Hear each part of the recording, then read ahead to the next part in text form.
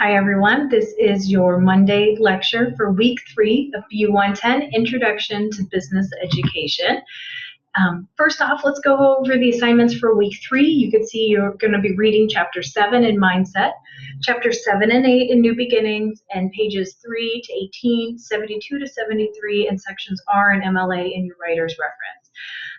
Your forum, as always, you will have your initial reply due Thursday at midnight, and then you must reply to 2 peers by Sunday at midnight.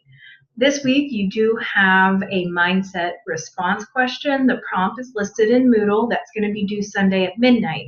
There's something new that I want to introduce everybody to. It's called Grammarly, and it's going to be a very important writing resource for you for this class and all your classes moving forward. And so I want everybody to go and create a Grammarly account. The instructions are listed in Moodle, and then if you need any assistance, let me know, but you're going to want to use your Baker email address. And then once you've written your mindset response question answer, you're going to upload it to Grammarly, and there will be a report that's generated. And it will go ahead and show your writing, and then on the right-hand column, it'll tell you some suggestions of how to correct your grammar. I want you to, of course, correct the grammar, but send me the report. You're not going to be graded on what your score is. You're not going to be graded on, the grammar issues that Grammarly found. I simply want you to go ahead, set up the account, submit your paper, and then send me the report. And I'm just going to, if I get the report by the deadline, you'll get full credit. So for the report, and then I'll go ahead and grade your mindset response question separately. But if you have questions, please let me know. In addition, there is a writing skill activity due Sunday at midnight. And this week, we're going to start, this week in week 4, we're going to do some little things that'll help you prepare for your research paper that's due in week 5. So this week, I want you to, of course, you have to pick a topic and then write a thesis statement and find 2 sources that will go along with your research, and that'll be due Sunday at midnight. And then there's academic skill presentation prep is italicized, so this is not a requirement for this week, but I wanted everybody to start thinking about it. You've been assigned an academic skill, and in week 4 you're going to do a small presentation about that academic skill for your peers. So I just wanted everybody to start thinking about it, so that's why I posted it here. Okay, so moving forward in the video, I want us to talk a little bit about a thesis statement since it's going to be due for this week. A thesis statement tells the reader what you're going to write about, and generally it's the roadmap for your paper. So when individuals pick a thesis statement, what there really is having their opinion or interpreting a question or subject instead of just telling the facts of a subject. So in other ways, some people might make a claim that somebody could dispute, and that means it's a good thesis statement. So generally it's a single sentence and it's in the first paragraph, and it basically tells the reader what the rest of the paper is going to be about, and so the rest of your paper needs to also relate back to your thesis statement. So a lot of times before you get started, it requires a student to really think about a topic before they start writing. How do you know if your thesis statement is strong? You want to answer, some of these questions. So did I answer the question? So you might want to reread the assignment to ensure you're on track. And then have I taken a position that others might challenge or oppose? That's good. You want to take a stand because your thesis needs to be more than just facts. You do want your thesis to be specific. So in some cases, you want to avoid general terms like good. Getting an education is good. A statement. It's not as strong of a thesis statement as it could be because of using a general term like good. Does my thesis pass the so what test? So you want the reader to look at your thesis statement and be interested in it instead of them being like, okay, so what? Also, does the rest of my essay support my thesis without, kind of taking some turns and wandering off the main subject? So that means throughout your paper that everything relates back to the thesis.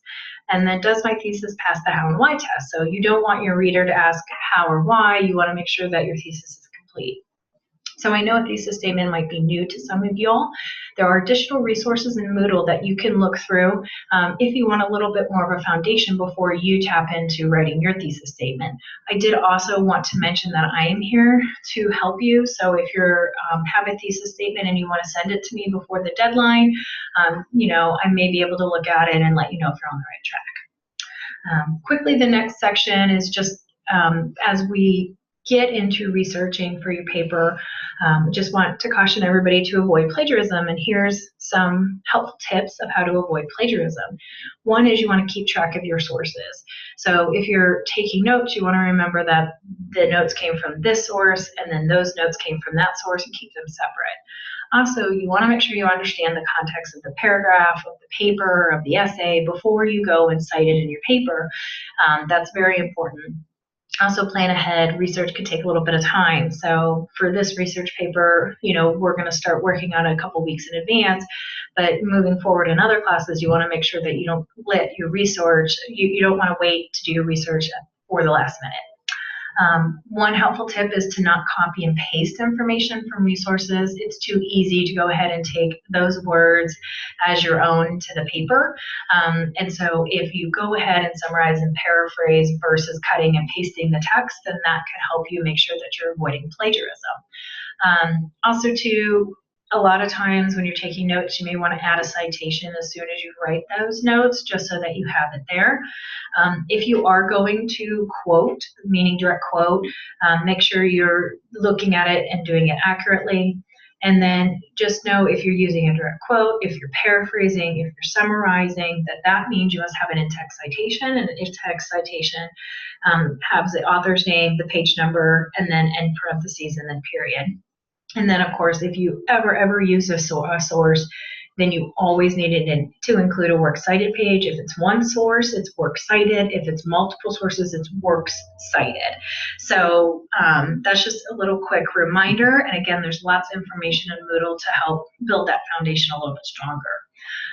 You're also going to have to find some sources to go along with your thesis this week. So how do you know if the source is credible? And since you're in college and you're writing academic papers, it is important to ensure that your sources are credible. So you want to look at who's writing it. Is the author an expert in the field versus, a person who has no credentials that's just writing a blog? A blog may not be credible, but somebody who is a Harvard business professor would be a credible source. Is the article published in the last 5 years? It is important to look at when it was published. We want to keep things current and make sure that it's relatable. So you want to try to stick within 5 years. Do you know who is the intended audience? That could make or break. That could also ensure that you have a credible source. Is it a newsworthy source? So basically, is it something like this CNN or ABC News or 2020 or Harvard Business Review? Is it a source that you can look at and say, yes, this is a notable research source, or this is a notable news source, and this would be a credible source? If you're looking, as we will be talking about, there can be bias in some articles, and so you want to be able to see if you can identify any strong biases for something, because it could corrupt the source, or it could not make it as credible as it should be. And another good way to scan if an article or an essay is a credible source is if there are works cited. At the bottom, there should be some list of some resources that they use and put into this blog or this essay, and that could also tip you off that it's a credible source. And remember, always cite your sources. And here are some of the websites that I've used. So if you want to go to these sites to learn a bit more about avoiding plagiarism, creating thesis statements, or just finding credible sources, these might be some good places. So, of course, I am available by email, by phone. Please let me know if you need anything, but best of luck to you, and I will see you next Monday for our next lecture. Thank you.